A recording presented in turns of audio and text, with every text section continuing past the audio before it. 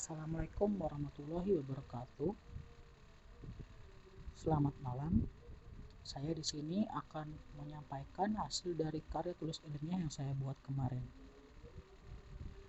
tentang hubungan pengetahuan dan sikap tentang bahaya merokok terhadap tindakan siswa jurusan otomotif di SMK 1 Yapin Lampung.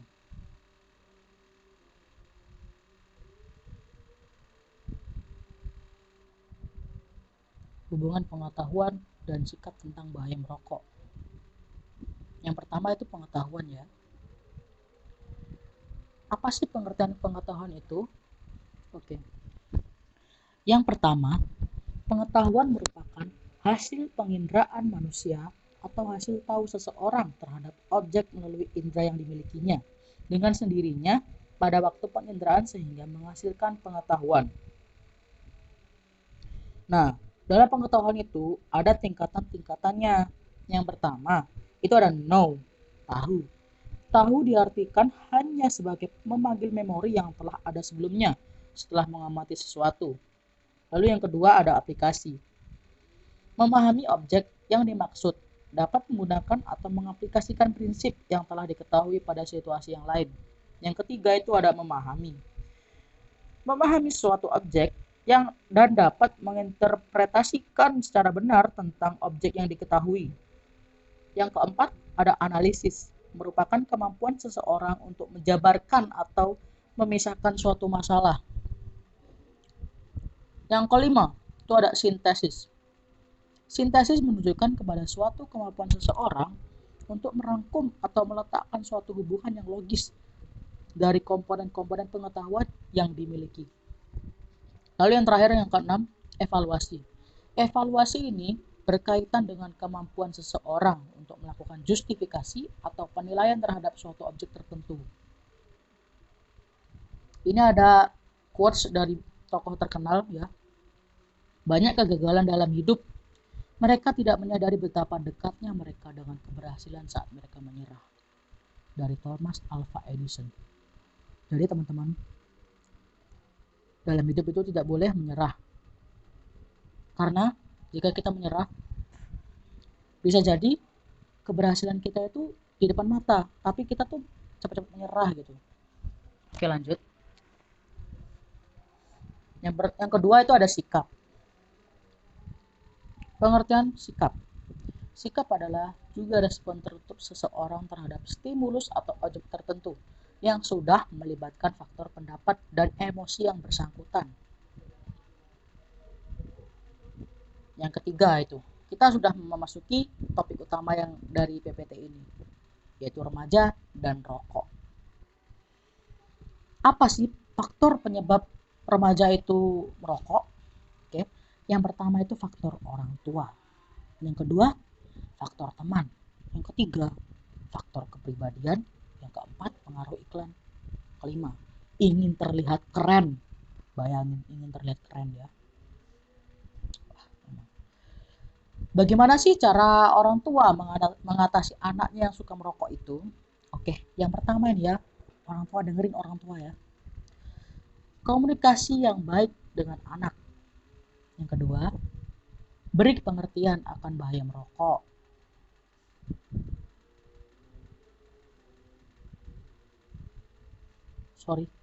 Yang ketiga, alihkan dari teman perokok aktif. Yang keempat, kerjasama dengan pihak sekolah. Nah, jika anak ibu bapak itu masih sekolah, alangkah baiknya bapak atau ibu itu konsultasi sama pihak sekolah. Kasihlah ceramah gitu kan. Oke, yang keempat itu ada rokok. Oke. Apa sih rokok itu? Rokok adalah benda beracun yang memberi efek santai dan sugesti merasa lebih jantan. Menurut Wikipedia Bahasa Indonesia, dijelaskan bahwa rokok adalah silinder dari kertas berukuran panjang antara 70 hingga 120 mm. Sejarah rokok ya. Menurut sejarah, masyarakat di dunia yang merokok untuk pertama kalinya itu adalah bangsa Indian di Amerika untuk keperluan ritual seperti memuja dewa atau roh. Pada abad ke-16, Ketika bangsa Eropa menemukan benua Amerika, sebagian dari para penjelajah Eropa itu ikut-ikutan mencoba menghisap rokok dan kemudian membawa tembakau ke Eropa. Kemudian kebiasaan merokok mulai muncul di kalangan bangsawan Eropa. Tapi berbeda dengan bangsa Indian yang merokok untuk keperluan ritual. Di Eropa, orang merokok hanya untuk kesenangan semata-mata. Apa sih zat-zat yang terkandung dalam rokok? Oke, dengerin ya.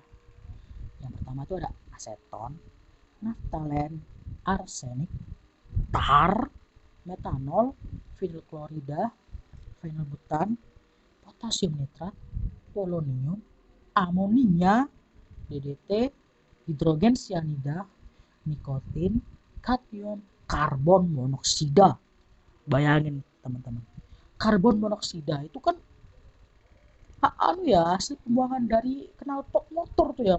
Kendaraan semuanya lah kan karbon monoksida ya. Bayangin loh, pembuangan knalpot kalian sedot masuk tubuh. Aduh, enggak banget deh. Oke, lanjut. Masalah yang biasa ditimbulkan di rokok itu apa aja?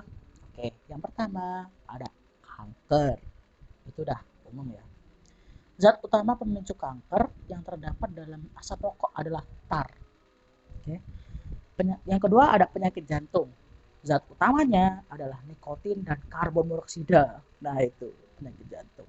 Yang ketiga, penyakit paru-paru. Kebiasaan merokok dapat menyebabkan paru-paru kronis, menahan karena adanya pemblokiran saluran udara. Oke, yang keempat, ada gangguan kehamilan. Plasenta dapat merangsang untuk melakukan pembekuan darah yang dapat mengecilkan pembuluh darah. Oke, bayangin ya, orang hamil merokok, terus plasentanya mengecil, darahnya membeku. Bayangin kalau ibunya itu makan, terus bayinya itu nggak dapat makanan. Aduh, nggak banget deh. Oke, lanjut. Oh, udah selesai. Terima kasih. Itulah hasil dari PPT karya tulis ilmiah saya. Apabila ada kurang kata atau kurang informasi atau kurang sopan, mohon maaf, karena kesempurnaan hanya milik Tuhan semata. Saya akhiri ya Ibu. Wassalamualaikum warahmatullahi wabarakatuh.